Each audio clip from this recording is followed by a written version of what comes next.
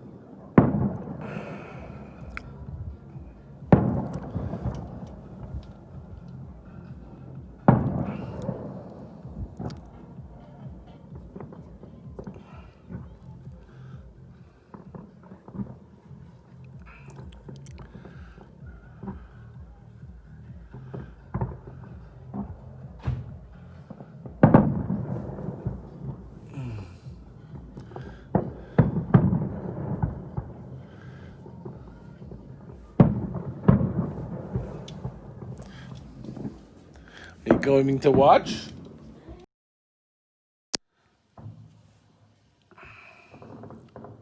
I had to close the window and come into another room because it was too cold out.